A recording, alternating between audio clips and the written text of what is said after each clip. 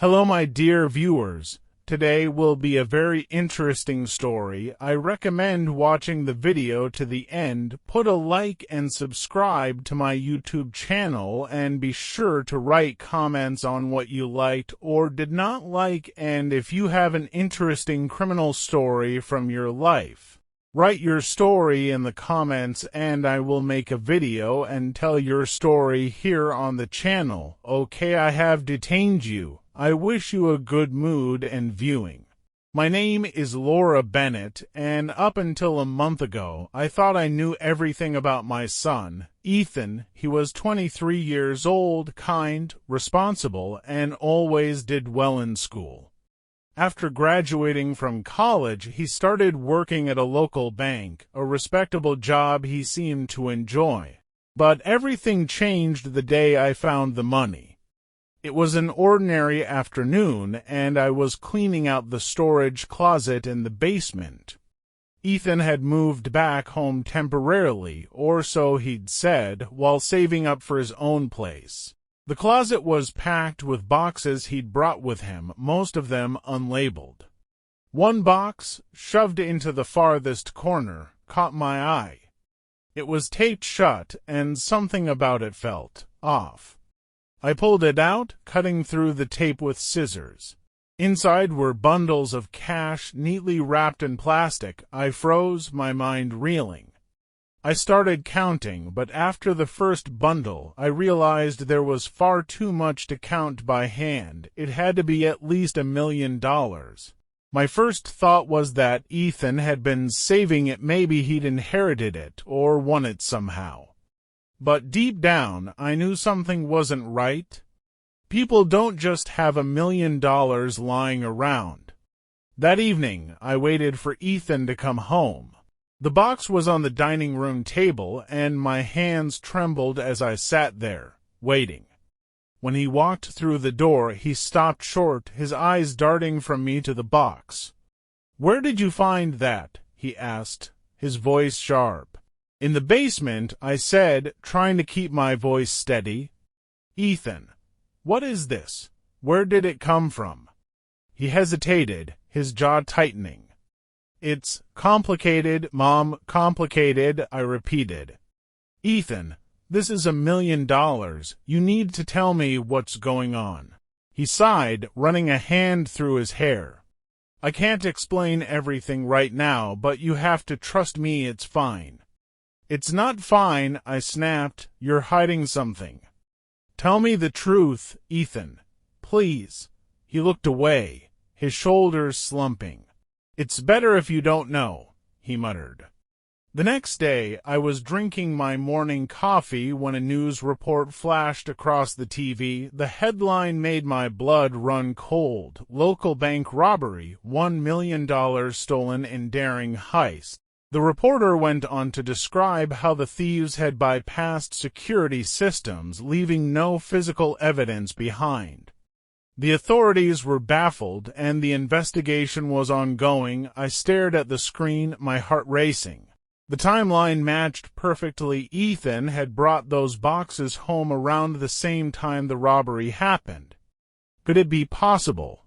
Had my son stolen that money? I couldn't ignore the possibility, no matter how much I wanted to believe Ethan was innocent. While he was at work, I went back to the basement and searched through his other boxes. Most of them contained ordinary items, clothes, books, and old school supplies. But tucked inside a backpack, I found something chilling, a mask and a pair of gloves. My hands shook as I pulled them out. The mask was plain and black, the kind used to conceal someone's identity. The gloves were thick, designed to avoid leaving fingerprints. There was no denying it now. Ethan had been involved in the robbery. When Ethan came home that evening, I didn't wait for him to settle in. I marched up to him, holding the mask and gloves.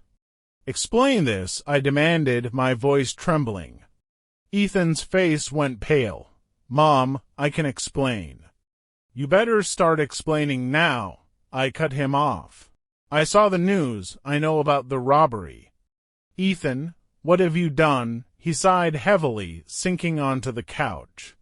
"It wasn't supposed to go this far," he said quietly. "It was just a plan to get back at the bank. They've been underpaying employees for years, and—" It spiraled out of control. My heart broke as I listened to him. "Ethan, you've stolen $1 million. Do you realize what that means? This isn't just about getting back at a company. This is a crime." "I know," he whispered, his voice full of regret, but I didn't know what else to do. After Ethan's confession, I spent the night pacing the living room, unable to sleep. My mind raced with questions and fears. How could my son, the boy I raised to be kind and honest, have done something like this? But more pressing was the decision I now faced. Should I turn him in? I couldn't bear the thought of Ethan in jail, but the stolen money sitting in my basement felt like a ticking time bomb. The police would come looking eventually, and if they found the money here, I'd be implicated too. By morning, I still hadn't made a decision. Ethan had left for work as if everything was normal, but I knew I couldn't keep pretending. That afternoon, there was a knock at the door. My heart sank as I opened it to find two detectives standing on the porch. "Good afternoon, Mum," one of them said, flashing his badge. "I'm Detective Parker, and this is Detective Mills. We're investigating the recent robbery at First National Bank. Do you mind if we ask you a few questions?" I forced a smile, trying to steady my voice. "Of course, please come in." The detectives asked if I'd noticed anything unusual recently, strangers in the neighborhood, suspicious activity. I played dumb, shaking my head and insisting I hadn't seen anything out of the ordinary. But I could tell they were studying me, watching for any sign of nervousness. "Thank you for your time," Detective Parker said as they left. "If you think of anything, give us a call." I closed the door, my hands trembling. They didn't suspect me yet. But how long would that last? After the detectives left, I knew I had to move the money. If they came back with a warrant, they'd find it, and Ethan and I would both be in trouble. I packed the cash into an old duffel bag and drove to a storage facility on the edge of town. The facility was nearly empty, and the attendant barely glanced at me as I rented a unit. Once the money was safely locked away, I felt a small sense of relief. But it was temporary. The problem wasn't solved, it was just delayed. That evening, I confronted Ethan again. "I moved the money," I said bluntly. "The police came by today." "They're asking questions." Ethan's face fell. "I didn't want to drag you into this, Mom. I thought I could handle it on my own." "Handle it?" I snapped. "You've stolen $1 million, Ethan. How do you think this ends?" He ran a hand through his hair, sighing. "I wasn't going to keep it. I just wanted to scare them, make them pay for how they've treated their employees. But once I had it, I didn't know what to do." "You need to turn yourself in," I said firmly. Ethan looked at me like I'd suggested the unthinkable. "No. I can't. I'll go to prison. Mom, I'll lose everything." "And what happens if you don't?" I countered. "Do you think you can outrun this forever?" The next morning, I made a decision. If Ethan wasn't going to turn himself in, I'd have to do it for him, but I needed to do it in a way that minimized the damage. I contacted a lawyer, explaining the situation in vague terms. The lawyer, a sharp, no-nonsense woman named Diane, agreed to meet with us that afternoon. When Ethan realized where we were going, he panicked. "You can't do this," he shouted. "You're betraying me." "I'm saving you," I said firmly. "If we do this right, we might be able to negotiate a deal. But if the police find you first, it's over." Diane sat across from us in her sleek, minimalistic office, her sharp eyes darting between Ethan and me. She listened carefully as I laid out the situation, her expression remaining unreadable. "This is serious," she said finally, leaning forward. "$1 million theft isn't something the authorities will overlook. If you turn yourself in now, there's a chance we can negotiate a deal cooperation in exchange for leniency. But the longer you wait, the worse this will get." Ethan fidgeted in his seat, his head lowered. "And if I don't turn myself in?" he asked hesitantly. Diane's tone grew stern. "If they catch you, they'll throw the book at you. You'll face the full weight of the law, no plea deals, no mercy." "Is that what you want?" Ethan didn't respond, and I could see the fear in his eyes. "Think about your future, Ethan," I said softly. "This is your chance to make things right. Don't throw it away." Ethan finally nodded, though his reluctance was clear. "Fine," he muttered. "I'll do it." Diane nodded approvingly. "Good. Here's what we'll do. I'll contact the authorities and arrange for a formal surrender. You'll cooperate fully, return the money, and provide any details they need about how this happened. It's the best way to show remorse and take responsibility." Ethan swallowed hard, his hands clenched into fists. "How long will I go to prison?" Diane sighed. "That depends on the prosecutor and the judge. With cooperation, we can argue for a reduced sentence, but you'll still serve time. There's no avoiding that." The reality of the situation hit Ethan like a punch to the gut. I reached over, placing a hand on his arm. "We'll get through this," I said, though I wasn't sure I believed it myself. The days leading up to Ethan's surrender were some of the most tense of my life. Diane worked tirelessly to prepare him, coaching him on what to say and how to present himself during the initial meeting with the authorities. Meanwhile, I tried to keep the house in order, though every creak of the floorboards or knock on the door made my heart race. I felt like we were living on borrowed time, each moment a fragile reprieve before everything came crashing down. Ethan spent most of his time in his room, avoiding me. When I finally forced him to talk, he admitted he was terrified. "I don't know what's going to happen, Mom," he said, his voice trembling. "What if I can't handle prison?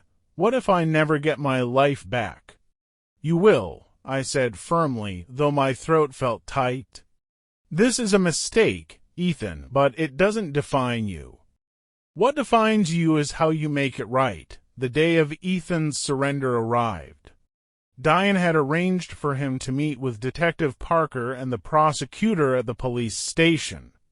As we drove there, the air in the car was heavy with unspoken fears.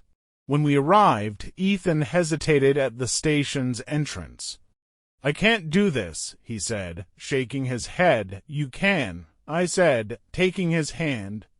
"I'm here, and I'll be with you every step of the way." Diane met us inside and led Ethan to a conference room where the detectives and a stern-looking prosecutor were waiting.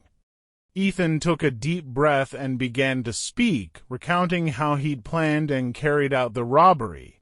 He admitted to everything, his voice shaking but steady. When he finished, the room was silent. Detective Parker finally nodded. "Thank you for your honesty, Ethan. This will go a long way in determining your sentence." With Diane's guidance, we retrieved the money from the storage unit and handed it over to the authorities. Watching them count and catalog the bills was surreal, a stark reminder of the gravity of what had happened. "You did the right thing," I told Ethan as we left the station. "I'm proud of you for facing this," but Ethan didn't respond. He looked lost, as though a part of him had already given up. The courthouse was an imposing building, its gray stone facade stark against the bright morning sky. As Ethan and I walked through the doors, my stomach churned with anxiety. The long marble halls echoed with every step, a reminder of how far this journey had taken us. Inside the courtroom, the air was heavy with tension. Reporters were stationed in the back, their cameras clicking as Ethan took his seat at the defendant's table beside Diane. I sat behind him, clutching my hands tightly in my lap, trying to steady my breathing. The prosecutor wasted no time painting Ethan as reckless and dangerous. He spoke about how the robbery had jeopardized employees' safety and eroded trust in the banking system. His voice was cold and calculated, each word a hammer blow to my heart. When Diane spoke, her tone was calm and measured. She explained how Ethan's actions, while undeniably wrong, stemmed from frustration with systemic injustice. She emphasized his remorse, his willingness to return the stolen money, and his cooperation with the investigation. Finally, it was Ethan's turn to speak. He stood slowly, his hands trembling slightly as he faced the judge. His voice cracked as he began, "Your Honor, I know what I did was wrong. I let my anger cloud my judgment, and I made decisions that hurt people.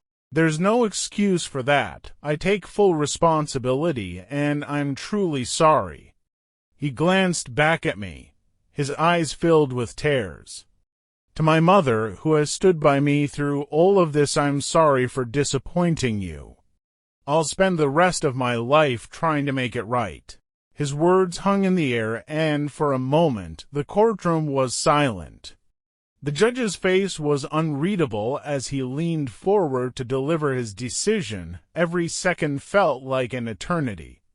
My heart pounded in my chest as I gripped the edge of the bench in front of me. "Mr. Bennett," the judge began, his tone grave, "your actions were a blatant violation of the law and placed innocent people at risk. However, the court also recognizes your cooperation and genuine remorse." He paused, his gaze sweeping the room before settling on Ethan.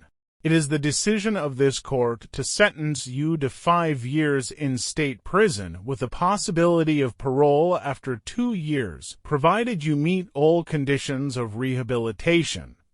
A gasp escaped my lips and tears blurred my vision. 5 years. It wasn't as long as I feared, but hearing the sentence made everything feel painfully real. Ethan nodded solemnly, his face pale but composed. As the bailiff approached to take him into custody, he turned to me one last time. "I'm sorry, Mom," he said, his voice breaking. "I love you, Ethan," I whispered, my words trembling. As he was led away, the weight of the moment crashed down on me. My son was going to prison, and there was nothing I could do to change that. The first week without Ethan was the hardest. The house was too quiet, every corner a reminder of his absence. I found myself standing in his empty bedroom, running my hand over the neatly made bed, wishing he were still there. Letters became our lifeline. Ethan wrote to me every week, detailing his days in prison, the routine, the people he met, and the programs he was attending. He joined a vocational training course and had started working in the prison library. "Mom," he wrote in one letter, "I'm trying to make the best of this. It's not easy, but I want you to know that I'm doing everything I can to come out of this a better person." His words gave me hope, but the ache of missing him never went away. I threw myself into volunteering at the local community center, helping families in crisis. It gave me purpose and kept my mind occupied, but every day felt incomplete without Ethan. 2 years later, I stood outside the prison gates, waiting for Ethan's release. The air was crisp, the sky a brilliant blue, but my heart felt heavy with anticipation. When the gates finally opened, Ethan stepped out, looking older and leaner, but with a quiet strength in his eyes. He spotted me immediately and broke into a smile, dropping his bag as he pulled me into a tight hug. "Mom," he said, his voice thick with emotion, "thank you for never giving up on me. I'm so proud of you," I whispered, tears streaming down my face. Over the next few months, Ethan worked tirelessly to rebuild his life. He got a job at a community center, mentoring at-risk youth and helping them avoid the mistakes he'd made. His story became a source of inspiration, a reminder that redemption was possible even after the darkest of times. Ethan's parole officer, impressed with his progress, gave him glowing reviews, and his efforts didn't go unnoticed by the community. Slowly but surely, he began to rebuild the trust he had lost. One evening, as we sat on the porch watching the sunset, Ethan turned to me. "Do you ever think about what could have happened if I hadn't gotten caught?" he asked. I nodded. "I do. And I think about how much worse it could have been if you hadn't faced the truth." He was quiet for a moment, then said, "I don't regret turning myself in. It was hard, but it was the right thing to do, and now I finally feel free." Hearing those words filled me with a sense of peace I hadn't felt in years. The road to this point had been long and painful, but we had come through it stronger and closer than ever. Ethan's journey wasn't just about redemption, it was about resilience, growth, and the power of unconditional love. And as we sat there, the future stretched out before us, full of hope and second chances. Thank you for watching this video to the end. Please subscribe to my YouTube channel. This will help me work better and faster for you. I would be grateful, so watch my other videos.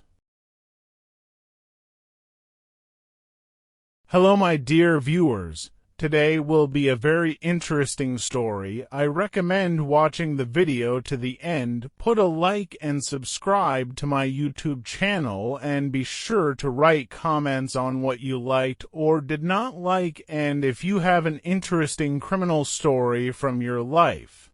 Write your story in the comments and I will make a video and tell your story here on the channel. Okay, I have detained you. I wish you a good mood and viewing.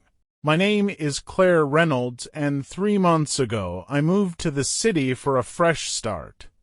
After years of living in a small town, I was eager to begin my new life. I found a modest but charming apartment on the 5th floor of an old brick building. It wasn't fancy, but it felt cozy, and I loved the vintage details, the creaky wooden floors, the tall windows, and the intricate molding on the ceilings. The landlord, Mr. Harper, was a kind but peculiar man. As he handed me the keys, he said, "This place has character, but don't let it get too familiar with you." I laughed nervously, thinking he was just joking, but now I'm not so sure. The first night in the apartment was uneventful. I unpacked, cooked a simple dinner, and fell asleep on the couch while watching a movie. But the next evening, as I lay in bed, I heard it, a soft tapping sound coming from the wall behind my headboard. At first, I thought it was the pipes or maybe a neighbor, but the sound didn't follow a pattern. It would stop and start, almost as if someone was tapping deliberately. I got up, pressed my ear to the wall, and held my breath. The tapping stopped. Convinced I was imagining things, I went back to bed. But just as I was drifting off to sleep, the sound started again. Over the next few days, the noises continued. It wasn't just tapping anymore, there were faint whispers, too, so soft I couldn't make out the words. One afternoon, I decided to explore the apartment more thoroughly. There was a small door in the hallway, one I hadn't noticed before. It was painted the same color as the walls and blended in almost perfectly. I tried the handle, but it was locked. Curious, I asked Mr. Harper about it the next time I saw him. "Oh, that door," he said, his smile fading. "It's just a storage closet. Best to leave it alone." His tone left no room for questions, but his unease only fueled my curiosity. A week later, as I was sorting through the mail, I found an envelope that didn't belong to me. It was addressed to someone named Margaret Dawson and dated nearly 20 years ago. Inside was a handwritten letter. It was brief and unsettling. "Margaret, please come back. The apartment isn't the same without you. It misses you." There was no sender's name. My hands trembled as I folded the letter back into the envelope. Who was Margaret Dawson, and why had her mail been left behind for so long? That night, the tapping was louder than ever. Frustrated and sleep-deprived, I got out of bed and stormed into the hallway. "What do you want?" I shouted, my voice echoing through the empty apartment. To my horror, the small door the one Mr. Harper said was just a closet creaked open on its own. Inside was a narrow staircase leading downward into darkness. I stared at the open door, my breath caught in my throat. The staircase beyond was narrow, steep, and shrouded in shadows. A faint, musty smell wafted up, a mixture of damp wood and something metallic. I reached for my phone, turning on the flashlight. The beam of light barely pierced the darkness below. "Just a closet, huh, Mr. Harper?" I muttered under my breath, summoning what little courage I had. With each step I descended, the air grew colder and the silence pressed in around me. My footfalls creaked against the worn wooden steps, the sound amplified in the confined space. The walls were close on either side, their paint peeling and flaking onto the steps. At the bottom of the staircase, I found myself in a small, windowless room. The walls were lined with shelves, each one crammed with boxes, jars, and what looked like old books. A single light bulb dangled from the ceiling, its pull chain swaying slightly, as if recently disturbed. I tugged the chain, and the bulb flickered to life, casting a dim, yellowish glow over the room. My eyes were drawn to the far wall, where a large, ornate mirror was propped against the brick. Its gilded frame was tarnished, but its surface gleamed unnaturally, as if it had been recently polished. I moved closer, my flashlight trembling in my hand. That's when I noticed something chilling. My reflection in the mirror wasn't moving. I froze, my heart pounding in my chest. The figure in the mirror stared back at me, but while I held the flashlight, it didn't. Its arms hung limply at its sides, and its head tilted slightly, as if studying me. "Hello," I whispered, my voice barely audible. The reflection's lips parted, but no sound came out. Then, with a sudden, jarring movement, it raised one hand and pointed at me.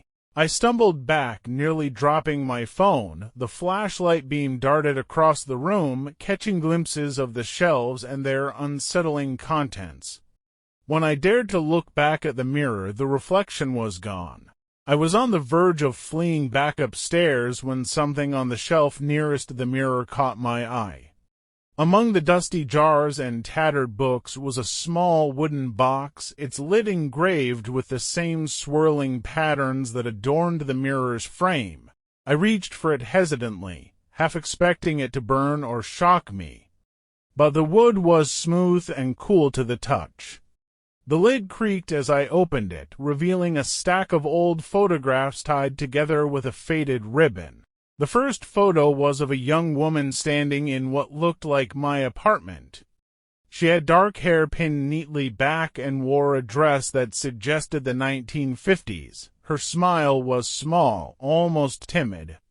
Scribbled on the back of the photo was a name, Margaret Dawson. The next photo showed Margaret again, but this time she wasn't alone. She stood beside a tall, thin man whose face was partially turned away. There was something unsettling about him, the sharpness of his features, the way his eyes seemed to glint even in the monochrome image. The final photo was the most chilling. Margaret was seated on the floor, staring directly at the camera. Her expression was one of sheer terror, her mouth open in a silent scream. I slammed the box shut, my hand shaking. I needed answers, but more than anything, I needed to get out of that room. I turned to head back up the stairs, but stopped in my tracks. A message had appeared on the mirror, written in a dark, dripping substance that hadn't been there moments ago. You shouldn't have come here. My breath caught, and I bolted up the stairs two at a time, slamming the small door shut behind me. The next morning, I stormed down to Mr. Harper's office. The building manager looked up from his desk, startled by my sudden entrance. "What's going on, Miss Reynolds?" he asked, his tone wary. I tossed the photos onto his desk. "You lied to me," I said. "That room isn't a closet. What is this place? And who is Margaret Dawson?" Mr. Harper's face went pale. He picked up one of the photos, his hands trembling slightly. "Where did you find these?" he asked quietly. "In the room you told me not to open," I snapped. "I want the truth, Mr. Harper. What happened to her?" He sighed heavily, sinking back into his chair. "Margaret lived in your apartment back in the 1950s. She was a kind, quiet woman, but things started to happen after she moved in." "Strange things? Like what?" I pressed. He hesitated. "Voices, shadows, objects moving on their own. She told the landlord at the time that she felt like the apartment was alive, and then one day she vanished. No one ever saw her again." I stared at him, horrified. "And you didn't think to mention this when I moved in?" "I didn't think you'd go digging around," he said defensively. "The room downstairs was sealed off for a reason.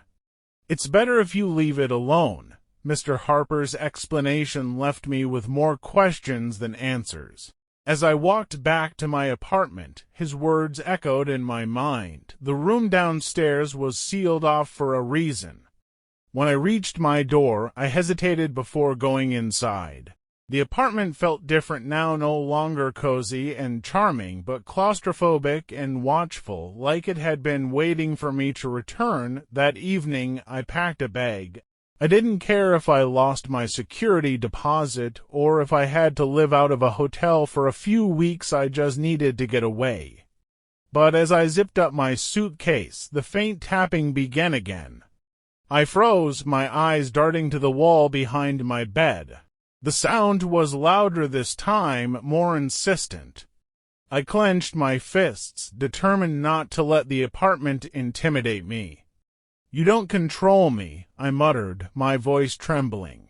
But the tapping stopped, replaced by something worse, a low, guttural whisper that seemed to emanate from the very walls. "Stay." The single word sent a shiver down my spine. My suitcase fell to the floor as I bolted from the apartment, my heart hammering in my chest. I checked into a dingy motel on the edge of town, desperate to put distance between myself and the apartment. The room smelled faintly of mildew, and the bed creaked with every movement, but I didn't care. It was better than being back in that place. I tried to sleep, but every time I closed my eyes, I saw Margaret's terrified face in the photograph. Who had taken that picture, and why? Unable to rest, I pulled out my phone and started researching. A few hours of digging led me to a local historian who had written about the building's history. The article mentioned that the apartment complex had been built in the 1920s and had changed ownership multiple times.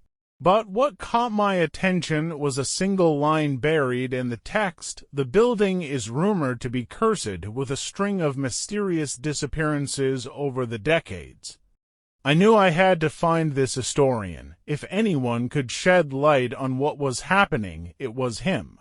The next morning, I found myself in a cluttered office at the local historical society. The historian, an older man named Dr. Bennett, greeted me warmly but looked puzzled when I mentioned the apartment building. "Not many people ask about that place anymore," he said, adjusting his glasses. "It's a fascinating piece of history, but it has a dark reputation." I showed him the photos I had found in the hidden room. His expression darkened as he studied them. "This is Margaret Dawson," he said. She was one of the first documented cases of a disappearance in that building. What happened to her? I asked, leaning forward in my chair. No one knows for sure, Dr. Bennett replied, but there are theories. Some believe the building itself is cursed, others think Margaret stumbled upon something she wasn't supposed to. Like what? Dr. Bennett hesitated. There's a legend, he said carefully. A story about a mirror that was brought into the building shortly after it was constructed. Supposedly, it belonged to a collector of occult artifacts. The mirror was said to trap the spirits of those who gazed into it for too long. My stomach churned as I thought about the mirror in the hidden room. Do you know where the mirror is now? I asked. Dr. Bennett shook his head. If it's still in the building, it should be destroyed. Nothing good has ever come from it. Despite every instinct telling me not to, I returned to the apartment that evening. I couldn't explain it, but something was pulling me back, like an invisible thread I couldn't cut. When I stepped inside, the air was heavy, almost suffocating. The tapping started again, louder this time, and I could feel the vibrations in the floor beneath my feet. I walked to the small door in the hallway. It was shut tight, but the sounds seemed to be coming from behind it. Summoning every ounce of courage I had, I opened the door and descended the stairs once more. The hidden room looked the same as before, but the mirror was no longer leaning against the wall. It was standing upright, its surface glowing faintly in the dim light. My own reflection stared back at me, but this time it wasn't alone. Behind me, in the mirror's reflection, stood a shadowy figure with glowing eyes. I spun around, but the room was empty. My breath came in shallow gasps as I turned back to the mirror. The shadowy figure hadn't moved, it was still there, watching me. "What do you want?" I demanded, my voice echoing in the small space. The figure raised a hand and pointed at the small wooden box on the shelf. My pulse quickened as I realized it wanted me to open it again. "No," I whispered, shaking my head. "I'm not playing your game." The room grew colder, and the mirror's surface began to ripple like water. The whispers started again, overlapping and growing louder until they were deafening. "Open it." I reached for the box with trembling hands, desperate to make the noise stop. My hands shook as I lifted the wooden box from the shelf. The whispers grew louder, pressing against my ears like an invisible force. I opened the lid slowly, half expecting the room to collapse around me. Inside, beneath the stack of photographs, was something I hadn't noticed before, a small, folded piece of parchment. The edges were yellowed and the ink had faded, but the words were still legible. "To those who find this, the mirror must remain hidden. It binds what cannot be freed. Do not look too long, or it will take you too. Burn this box if you wish to live." My blood ran cold. The whispers stopped suddenly, plunging the room into an eerie silence. I backed away from the mirror, clutching the box to my chest. The figure in the mirror tilted its head, its glowing eyes narrowing. Then, without warning, it lunged forward, pressing its hands against the glass. Cracks spider-webbed across the surface, and the entire room seemed to vibrate. I bolted up the stairs, slamming the door shut behind me. Back in my apartment, I collapsed onto the couch, my heart racing. The box felt heavy in my lap, its contents a grim reminder of the danger I was in. I grabbed my phone and dialed Dr. Bennett's number.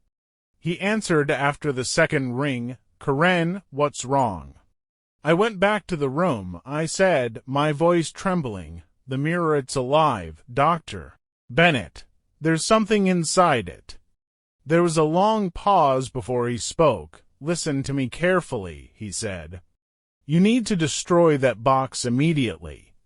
If the mirror's connection to it is severed, it might weaken whatever is trapped inside." "How do I destroy it?" I asked, clutching the box tighter. Fire, he replied, but you must act quickly. The longer you wait, the stronger it will become. I grabbed my coat and the box, determined to get rid of it once and for all. But as I reached for the doorknob, the lights in the apartment flickered and a low rumble echoed through the walls. The tapping started again, louder than ever, and this time it wasn't just coming from one wall, it was everywhere. My phone buzzed in my pocket. When I pulled it out, the screen was black except for a single message: "You can't leave." I dropped the phone, my breath coming in shallow gasps. The door to the hallway slammed shut on its own, and the temperature in the room plummeted. "Leave me alone," I screamed, clutching the box to my chest. The whispers returned, overlapping and frantic. "Burn it, burn it, burn it." I ran to the kitchen, fumbling for matches. My hands were trembling so badly that it took several tries before I managed to light one. I dropped the match into the sink and watched as the flames engulfed the wooden box. As the fire consumed the box, the apartment seemed to come alive. The walls groaned, the floor shook, and the mirror in the hidden room let out a piercing scream that echoed through every corner of the building. The flames flared brighter, casting long, flickering shadows. I covered my ears, collapsing to the floor as the noise grew unbearable. Then, as suddenly as it started, everything went silent. When I looked up, the flames had died out, and the box was nothing more than ash. The days that followed were eerily calm. The tapping stopped, the whispers disappeared, and the apartment felt lighter, as if a great weight had been lifted. I met with Dr. Bennett one last time to tell him what had happened. He listened carefully, nodding as I recounted the events. "You did the right thing," he said. "The mirror's power has been severed, and whatever was trapped inside can no longer reach you." "But what was it?" I asked. "What was inside the mirror?" Dr. Bennett hesitated. "Some things are better left unanswered," he said finally. I moved out of the apartment a week later, unable to shake the memories of what I'd experienced. Even now, in my new home, I sometimes catch myself listening for the faint sound of tapping. Because deep down, I can't help but wonder, did I truly destroy it? Or is it still waiting, somewhere in the shadows? Thank you for watching this video to the end. Please subscribe to my YouTube channel. This will help me work better and faster for you.